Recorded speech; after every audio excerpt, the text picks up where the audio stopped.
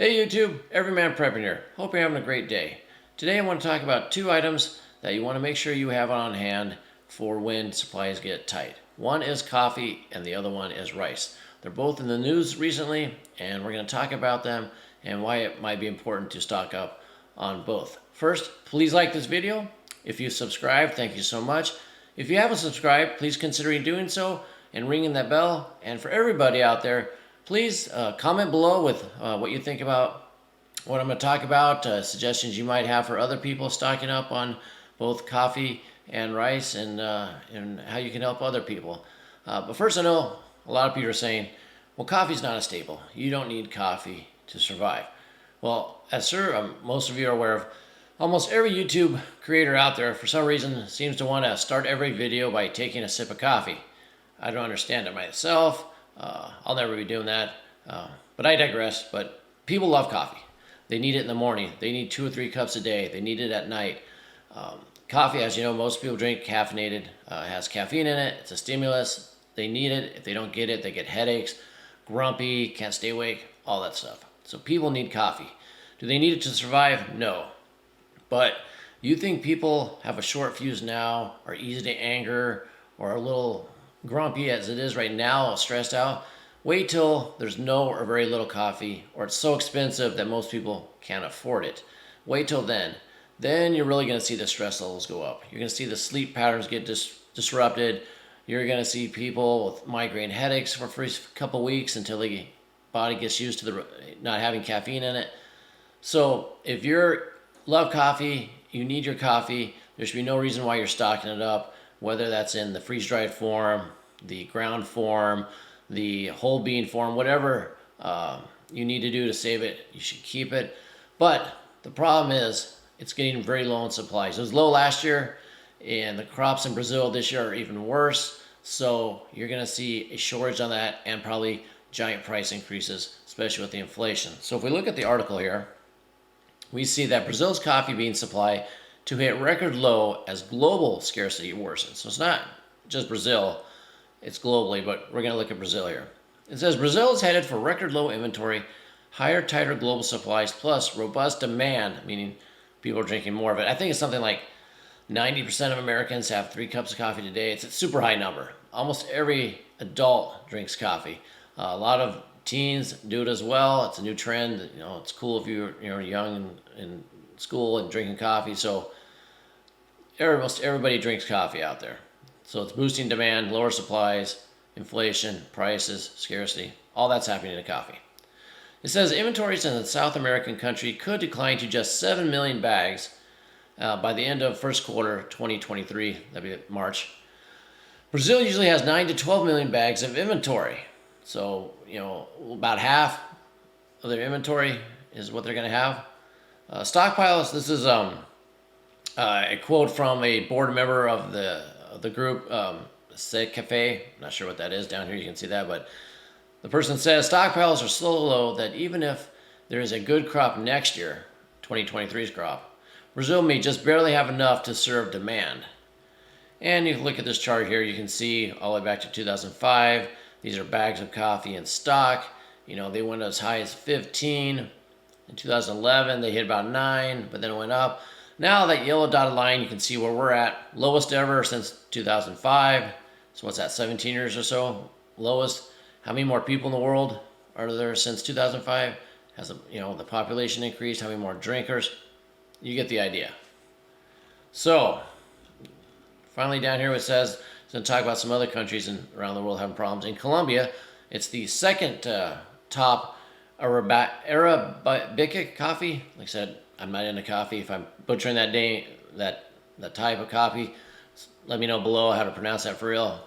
So their crops are down too much because of too much rain. They're not having a drought. They're too much rain ruining the crops because of the La Nina. We'll talk about La Nina and how it's affecting rice in California here in a minute. Yields are expected to decline in Guatemala, Honduras, Nicaragua, and in Vietnam, the largest Robusta supplier. They're also seeing their stockpiles tumble due to their poor harvest. So it's happening everywhere. So, like I said, if you're a coffee drinker, coffee drinkers, share this video with them. Let them see this video. Let them get a sense of what is going on. We don't need a lot of grumpy crazy, stressed out, non-caffeinated people out there already causing enough stress. So let's make sure everybody has enough coffee on hand. And hey, it's a great bartering tool. If you know people love the coffee, you have it, they have something you need, it's going to be better than money, because they're going to want coffee instead of money. People are going to say, can't drink the money, I can drink my coffee. So stock up on your coffee. Next one, rice. Rice is a staple. All preppers know that, survivalists, especially in poor countries. Rice is a staple in poor countries around the world. Reason being, it has a ton of calories. It can be mixed with many foods. It goes with everything.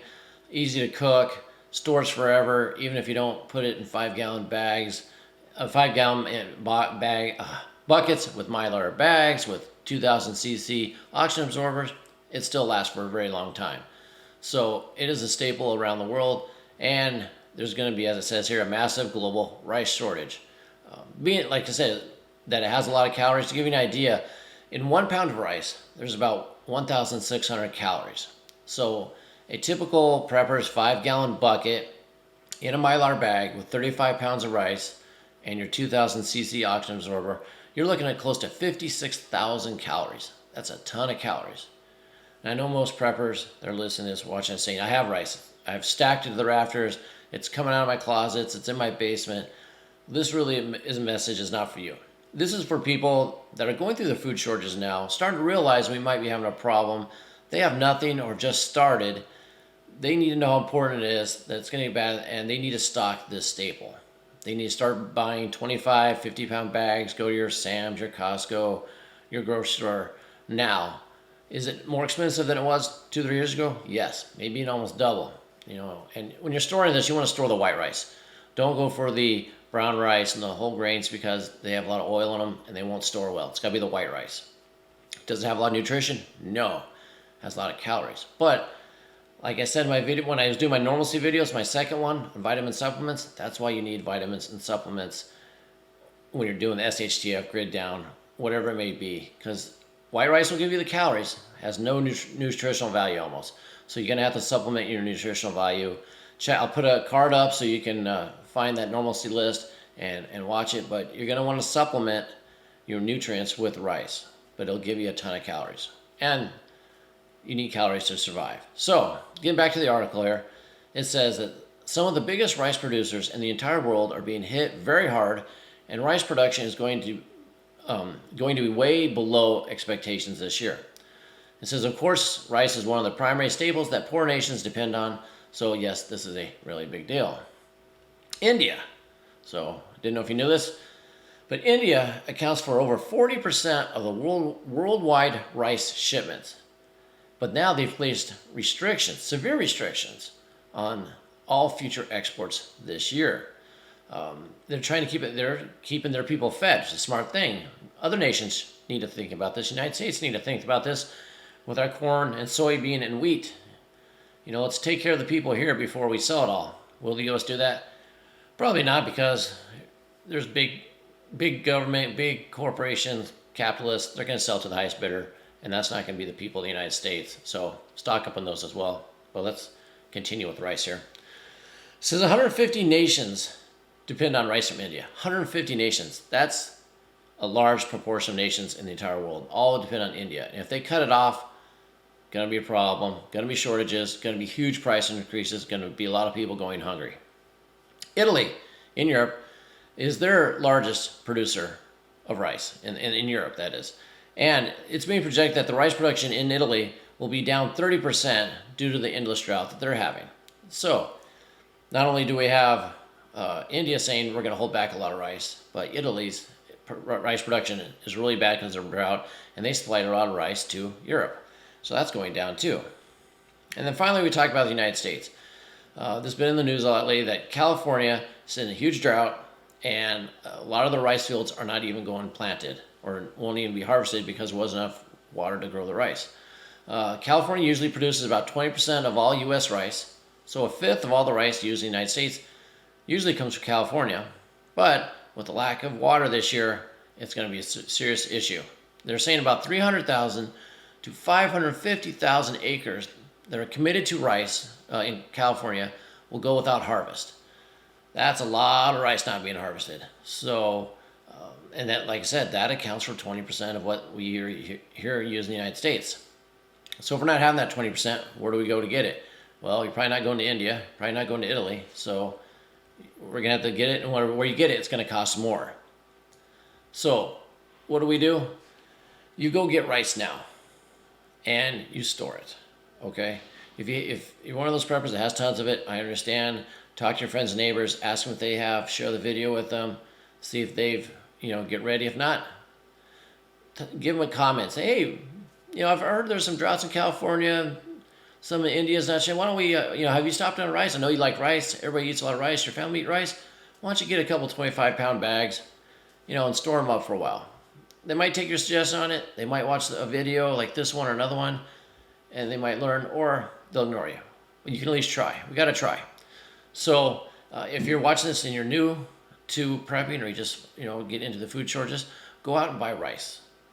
You can get it in bags at big box centers like Costco or Sam's Club. You can start with the smaller bags, but get rice. There's plenty of videos out there on how to store it. I'll probably do one later, but very easy. A 5-gallon bucket. It doesn't have to be food grade if you're going to put it inside of a Mylar, which I suggest you do. You get Mylar bags on Amazon or other places. I like Pack Fresh, but get yourself a 5-gallon Mylar bag, put it in the 5-gallon bucket.